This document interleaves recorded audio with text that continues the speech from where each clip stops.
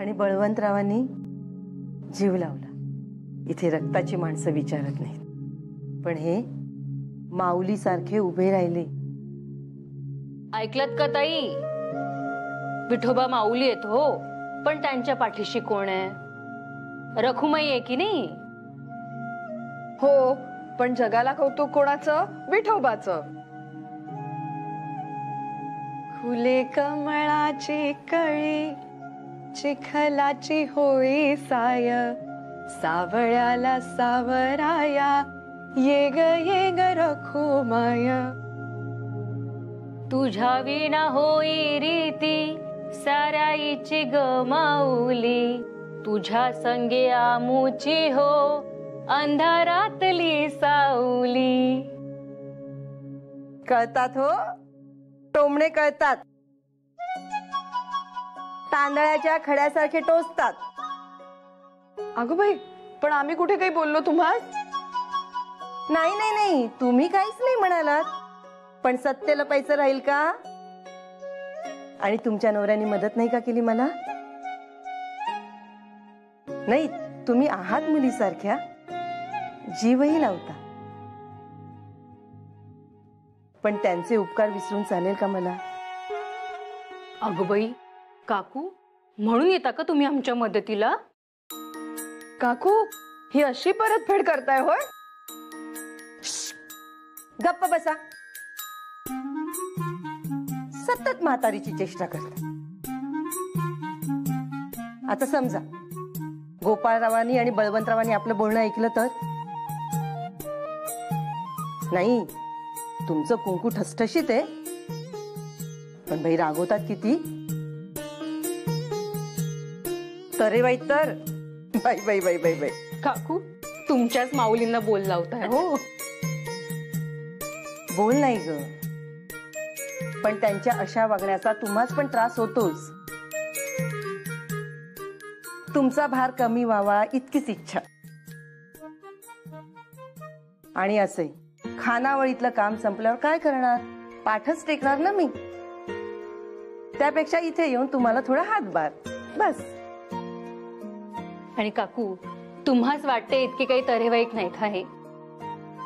हा म्हणजे आता कामाचा थोडा ताण आहे म्हणून, बाकी होय ना, सतत भिंगरी लागलेली असते पायाला, इथून दुसरीकडे मग आणखी तिसरीकडे। बघा तरी आता जेवायला तरी कुठे आलेत? काकू 3 दिवस झाले। अगं बाई, असं वागून कसं चालेल? तब्येत नको का जपायला? तुम्ही बोलला नाहीत का काही? आता काही बोललो नसू का, पण ऐकणार कोण? दुर्वास मुनी किती कोपिष्ट आहेत माहितीयेत ना? अगं, त्यांना कळत नसेल तर तुम्हाला कळायला नको? स्वतः उठून शाळेत जायचं, डब्बा नेऊन द्यायचा। अशी किती दूर आहे शाळा? अगो बाई, त्याचं तर काकू तुम्ही काही सांगू सुद्धा नका। मागे एकदा तुम्हाला सांगते बहिणी, मी अशीच डेक्कन कॉलेजला डबा घेऊन गेले होते यांच्यासाठी, तर इथून इतका कोप झाला माझ्यावर की काही विचारू नका।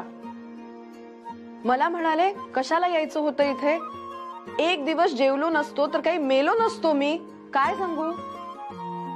घ्या, आपण काळजीपोटी करावे आणि बोलणी पण आपणच खायची। पण असे वागून कसे चालेल? हे थांबायला हवं। ते बरोबर आहे हो, पण हे सांगणार कोण? घ्या वहिनी।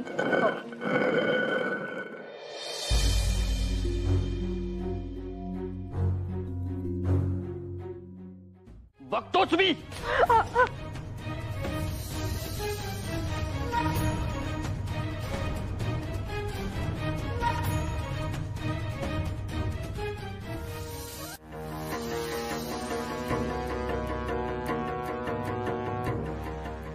बाईचं कुंकू पुसलं गेलं ना की मग तिचं जगात कोणीच नसतं। लोक ना कचऱ्यात पडलेल्या कुत्र्याला सांभाळतील, पण एका असहाय्य विधवेला कोणी विचारत नाही।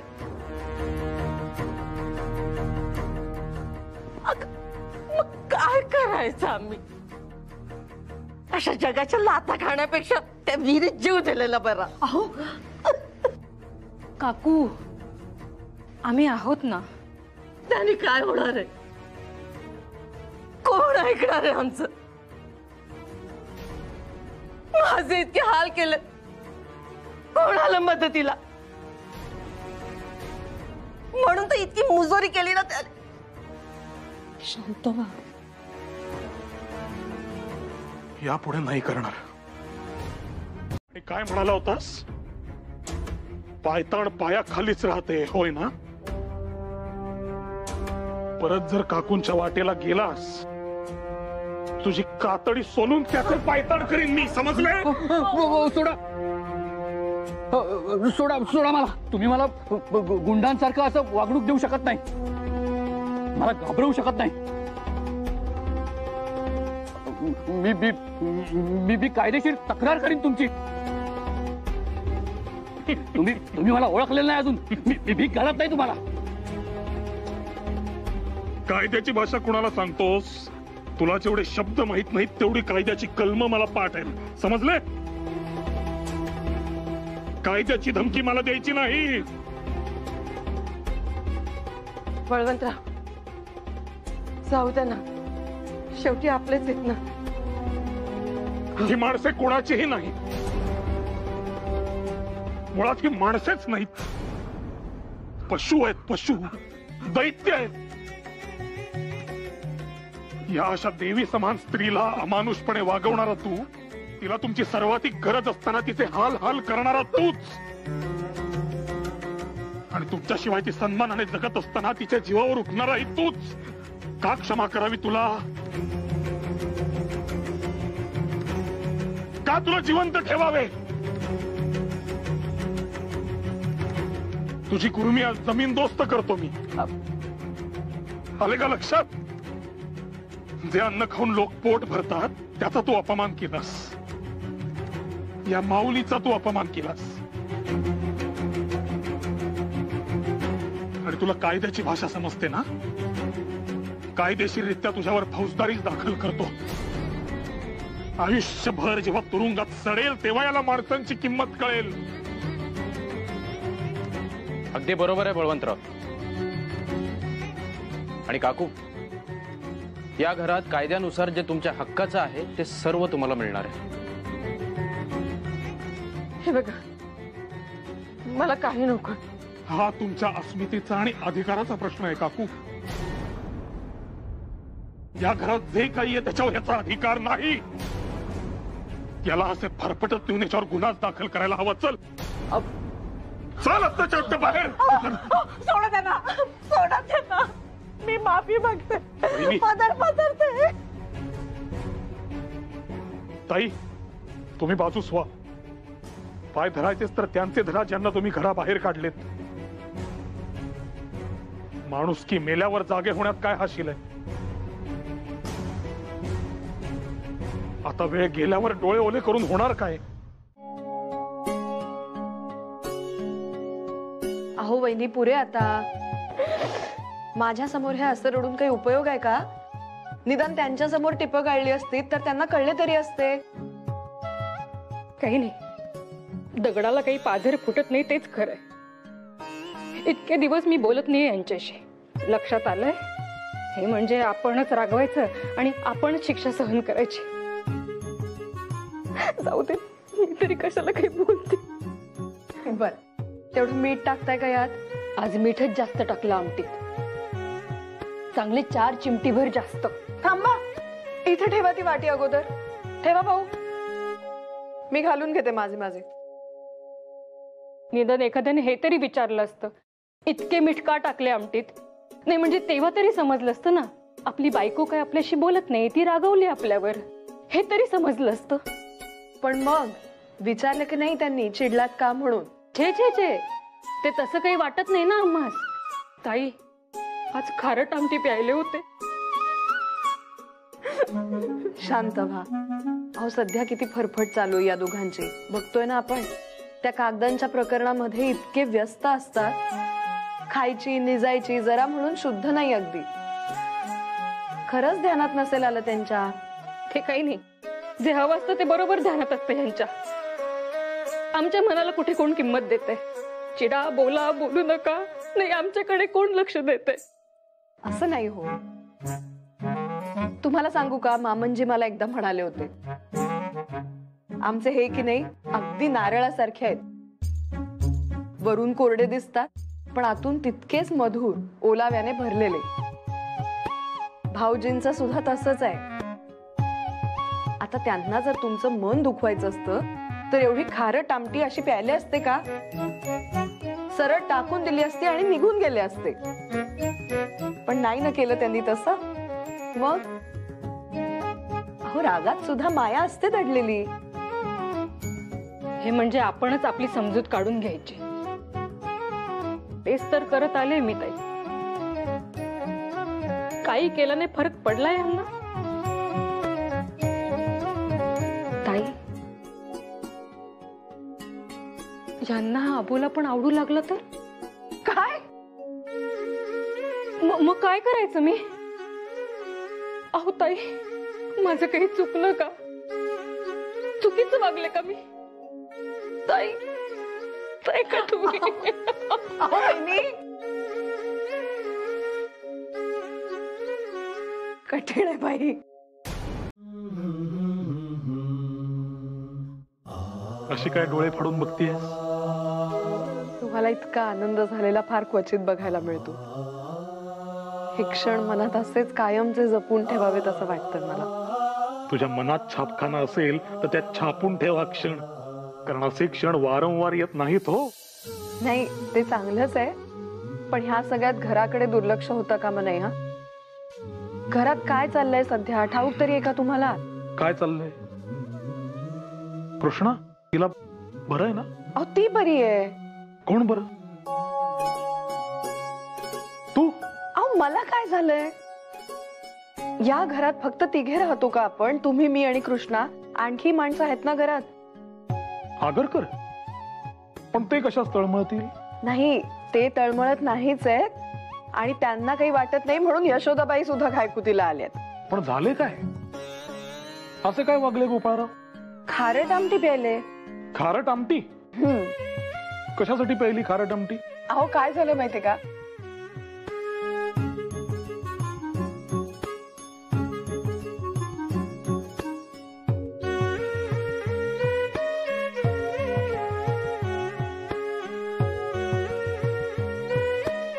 काय हो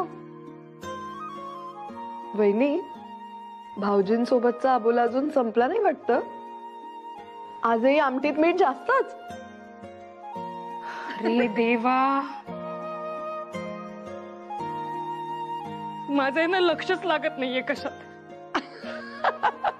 हसताय काय तुम्ही ताई? अहो, रडताय काय? करा, चेष्टा करा माझी. तुमची चेष्टा नव्हती करायची मला, पण मला मुळे हसू थांबवताच येत नाहीये. ते काही नाही, मला वाटलं आज तरी यांना जाणीव होईल, पण कसलं काय. एक वेळ इथे दगडाला पाझर फुटेल, पण ताई, आमच्या मनाची कालवा कालव कोणाला दिसत नाही आणि इथे जग हसतंय आम्हाला. बरं, चुकलं माझं.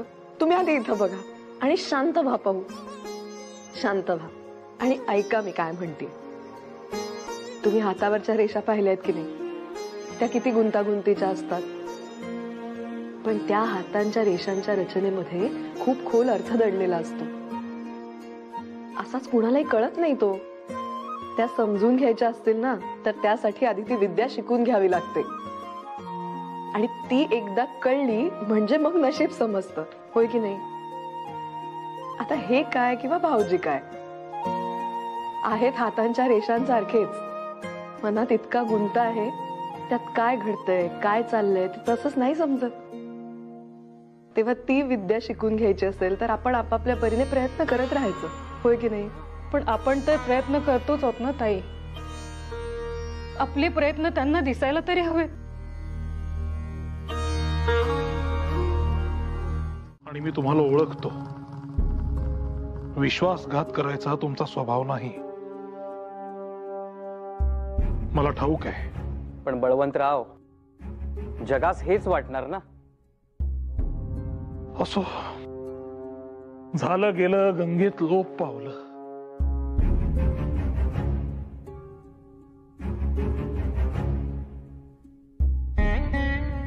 परंतु शास्त्री बुवा, तुमची यातून इतकी सहजासहजी सुटका नाही बरं.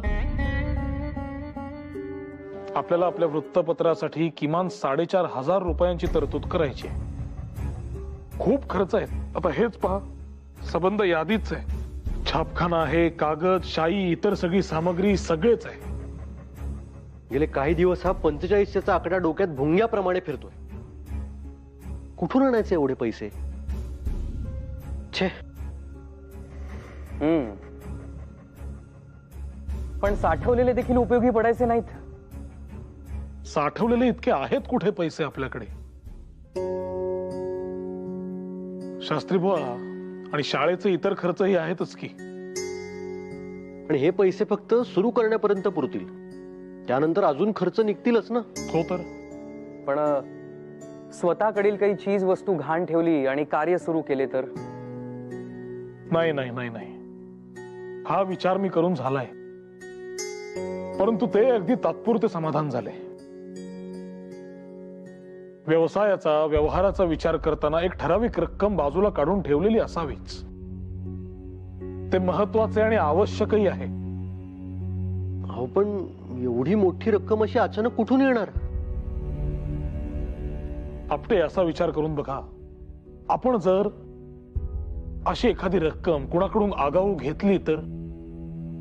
कर्ज घ्यायचे? अहो, आधीच काही त्रास कमी आहेत का? त्यात कर्ज म्हणजे? अहो, पण मग दुसरा मार्ग काय? दुसरा काही पर्याय असेल तर कळवा. झाले. तुर्तास चालू शकेल. कर्जाची परतफेड कशी करायची योजना आपण नंतर आखूच की, पण निदान कार्य तरी सुरू होईल. अहो, पण अहो, हेच म्हणणं आहे बुवा. आता सगळी तयारी झालेली असताना केवळ पैसे नाहीत म्हणून का म्हणायला नको?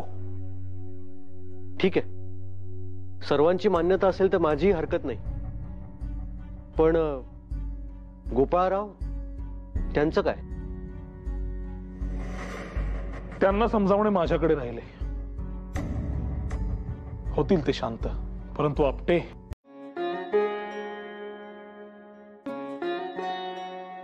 असं झालं? मग दाखव मला ही बाहुली. हा, काय हे? तिच्या अंगावर सांडलं असतं म्हणजे? लक्ष कुठं आहे तुमचं? कधी हा वेंदळेपणा जाणार आहे कोणाच ठाऊक. अहो, तुम्ही असे अचानक वळलात. मला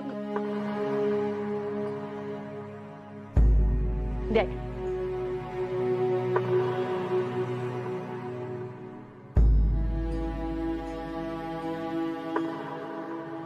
भाऊजी, कामाचा ताण फारच जास्त आहे का हो सध्या? संकट काही कमी होत नाही आहेत वहिनी. एक प्रश्न सुटला की दुसरा समोर येऊन उभा राहतो. कधी सगळं सुरळीत होणार आहे कोणाच ठाऊक.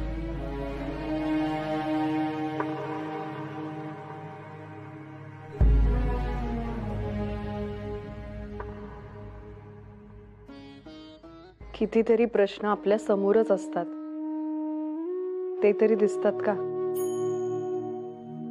आम्ही हेच तर शिकत असतो. एका उत्तरात पुढील प्रश्नाचं बाळंतपण करायचं. ती उत्तरं मिळायला लागली म्हणजे सगळं सोपं होतं. आणि ते एकदा जमलं की संसाराचं गणित जमलंच. हाच तर संसार. त्या त्यावेळी ते प्रश्न सुटणं महत्वाचं. एकमेकांची मनं जपत.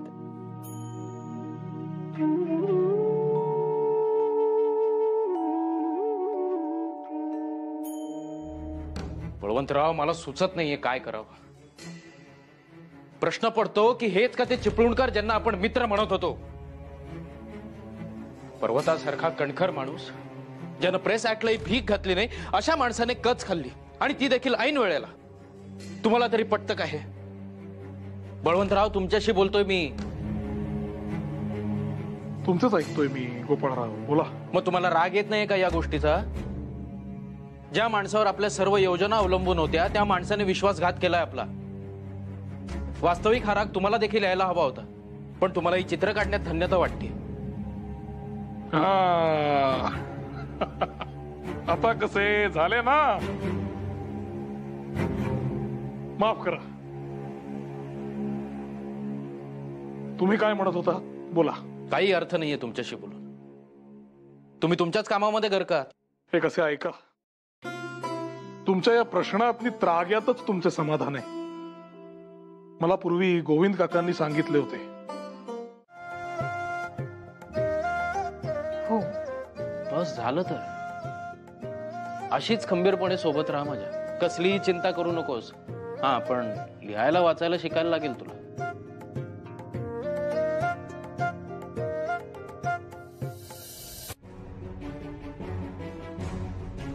म्हटलं ना, गर्जनाच नव्हे, सिंह गर्जना. आपल्या वृत्तपत्राच्या लेखातून अशीच गर्जना करायची आहे तुम्हाला, जेणे एक नवी क्रांती घडेल.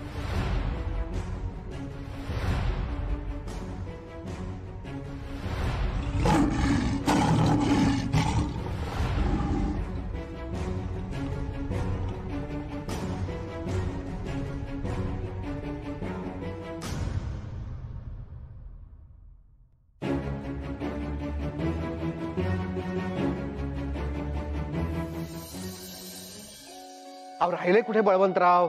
ते पाहालेच. बळवंतराव अजून किती उत्कंठात आणून धरणारात सांगा तरी. ठरल्याप्रमाणे सगळ्यांना बोलवलंय. सांगा आता. आम्ही इथे शाळा सुरू होण्याच्या वेळेच्या अगोदर पासून ऐका तर खरे, ऐका. गोपाळराव, आपण काल चर्चा करताना म्हणालो होतो की आपल्या वृत्तपत्राचे नाव असे हवे जे जनतेस स्फूर्ती देईल, लोकांना जागे करेल. ती एक गर्जना असायला हवी, होय की नाही? ती नुसती गर्जना नसेल, ती असेल एक भावना, सर्वांना आपलेसे करणारी. एक अशी गर्जना ज्याने शत्रू चळाचळा कापेल. दरारा असा की कोणी ब्र देखील काढणार नाही. एक अशी भावना जी वनराजासारखी सगळ्यांना सामावून घेईल.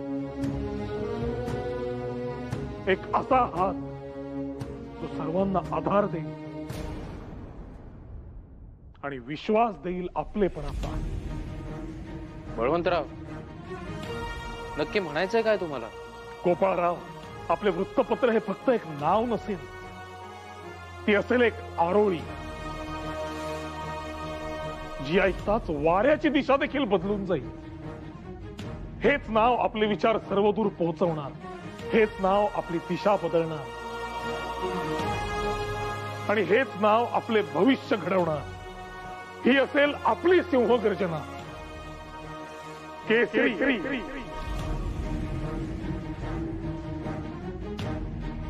केसरी. अहो बळवंतराव, नसा नसात स्फुरण संचारेल असे नाव आहे हे. आपल्या कार्याला, विचारसरणीला अगदी समर्पक, ज्याची भाषा थेट असेल आणि शैली ओघवते.